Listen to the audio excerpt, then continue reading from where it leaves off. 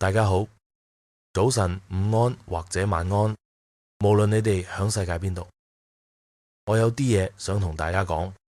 如果你哋回想我10個月前或1年前講過嘅預測，主俾我見到美元崩潰嘅情況，主再次警告我，將會有個全球大金融震盪快將發生。1年前我祈禱時，見到旗杆上面有張100美元紙幣。旗杆上面嘅紙幣左右搖晃，我見到有啲數碼文字，好似數碼嘅響100美元紙幣上，紙幣好似有生命嘅搖晃，似股票但係數碼形式，好似加密貨幣嘅數碼形式，響紙幣同旗杆上移動，美元會變成數碼美元，價值會減半，購買力亦都會減半，物資比以前少一半。我見到1美元只值5毫。因為美國經濟通脹，我見到將會發生嘅事呢，所有全球大銀行沒收銀行內所有錢，我見到銀行裏邊嘅錢被沒收，人民提取唔到任何錢，美元崩潰，銀行把所有關於房屋貸款、車貸所有貸款都攞走咗，因為美元已經崩潰，所以人民冇能力再供款，所有貸款一掃而空。銀行似唔再要求人民供款，好似以前有大事件發生，凍結咗幾年嘅處理學貸。銀行冇沒收所有人房屋、車、貸款物品，只係暫時凍結。有人問呢個係咪債務赦免？我唔係咁睇法，因為我唔想加減呢預測嘅任何部分，因為呢件事發生得好快，就好似我同你哋講過，關於4棵橡樹。每棵橡樹代表1年，好似冬天嚟到樹葉全落。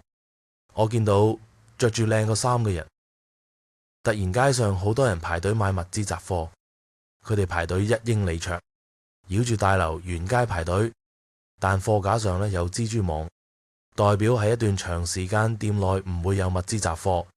有人響呢啲雜貨店排隊想攞任何嘢。主再同我講，歐元呢會有麻煩啦。因為歐洲同呢場戰爭，呢係第一個跡象，呢一切將如骨牌發生。我上次同你哋講過，中國同美國有貿易戰爭，所有中國供應唔再從大船運來，因為戰爭升級。我信同台灣有關。記得我同你哋講過，美元崩潰後人民暴動，政府俾唔出社保金、福利系統、食物券，好似有100萬人遊行。數十萬人走上街頭，商店暴動搶掠，政府調動國民警衛隊。主響異象中俾我見到，展示悍馬車同鐵絲網，主要城市設檢查站，實施戒嚴。響紐約、芝加哥，所有北部幾乎各地暴動，因為攞唔到免費食物。呢係美元崩潰嘅一部分。我將每塊拼圖拼起嚟。聖靈呢警告我嘅。大審判快將發生，主話你哋會見到仇子同麥子分離，你哋會見真信徒，你哋亦會見到將有大背叛，我哋將見更大嘅羞子同麥子分離，你哋將會真知道真假基督徒，你哋會響未來見到佢哋對住不謙遜。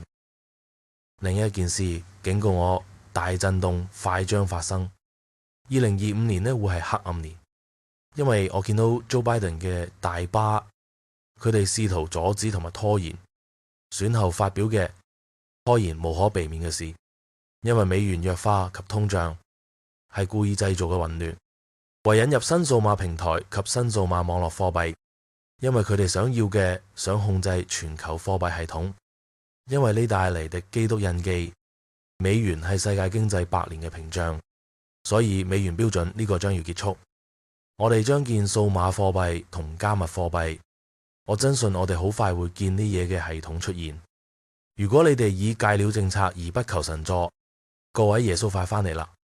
主俾我展示呢嘅，跟住係大地震，紐約證交所嘅地震即將來臨。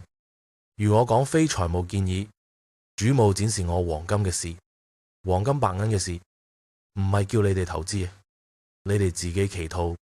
我只講我見到貴金屬嘅事，當呢一切發生嘅時候會有轉變。主提示叫我祈禱，祈禱呢個好重要。佢要你哋明白時代徵兆，叫我同你哋講啦，因為有急迫性，因為 YouTube 有好多假預測，你要回顧我同你講嘅。呢頻道今日顯現，章魚骨牌發生，主向呢幫助你哋。主知美國將有大震動，為即將來嘅復興，神祝福你哋。我感謝主及為每位睇呢頻道嘅人 QIE、QU2 平安，不被恐懼困擾。我哋喺度聽，喺等主你嘅聲音。如你同約瑟講，7年豐收，7年饑荒，尋求你每日禱告。我哋愛你，神祝福你，祝你有美好一日。再見。如果你鍾意呢條片，記得俾個讚，分享俾你嘅朋友，同埋訂閱呢個頻道。